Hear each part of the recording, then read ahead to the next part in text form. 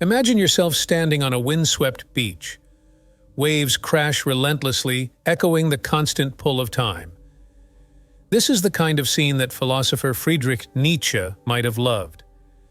Nietzsche wasn't afraid of life's harsher realities, and neither was he afraid to ask the kind of profound questions that keep some of us awake at night. What if this moment, and not just the big moments, but the quiet ones too, the embarrassing ones, the ones where you tripped over your own feet, figuratively or literally, what if they weren't just one and done? What if everything you've ever lived and ever will live repeats itself, endlessly? Nietzsche called this idea eternal recurrence. At first, it might sound like the universe's biggest prank or a cosmic horror story, stuck on repeat with no escape hatch. But hold on, Nietzsche might just be trying to break something within us with this terrifying proposition. You see, he lived in a time when ancient certainties seemed to be crumbling all around. Traditional beliefs? Shaky. Faith in grand systems? Fading fast. It was a time of what he called nihilism, a creeping sense that nothing really matters. Eternal recurrence pours fuel on that fire. If everything keeps cycling back, doesn't that make our achievements seem, well, pointless?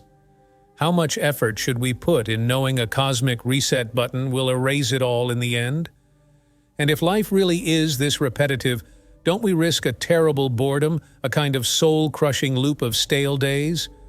But amidst that potential despair, Nietzsche offers what at first glance sounds crazy. Embrace it. Say a bold yes to life, embracing it with the knowledge that the good, the bad, the glorious, and the cringeworthy will all return. Again and again. This idea is called amor fati, love of fate. But let's be clear, this isn't about smiling sweetly through suffering. It's about a defiance, a strength drawn from accepting the unchangeable rules of this strange cosmic game. Eternal recurrence becomes a challenge. Stop sleepwalking through life. Look closely at those repeating patterns of choice. Do you like who you are becoming on this loop? If not, the knowledge we repeat becomes a fire to fuel change. And that's when Nietzsche throws some wild motivation our way. If this truly is your loop, what would make you proud to live it countless times? It's a prompt to reject mediocrity, what he called the last man, that figure just going through the motions. He dares us to think bigger, to become something closer to the Übermensch, a self-directed human breaking away from the herd mentality. Now, was Nietzsche saying the universe literally works this way? Maybe, maybe not. The eternal recurrence could be a thought experiment, one potent enough to shake us to our cores. It doesn't offer fluffy answers, just a confrontation. Do you slide into despair, or do you try to build your own beacons of meaning? How will you shape your story on this potentially repeating loop we call life? That's where Nietzsche steps back, his work done. The point of his work was never to make us comfortable, but to ignite something within us.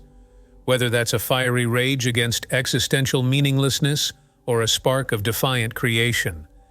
If these ideas intrigue you, and if you want to take a deeper dive into this challenging and fascinating perspective, check out our book, The Weight of Forever, Embracing Nietzsche's Eternal Recurrence. Link is in the description below.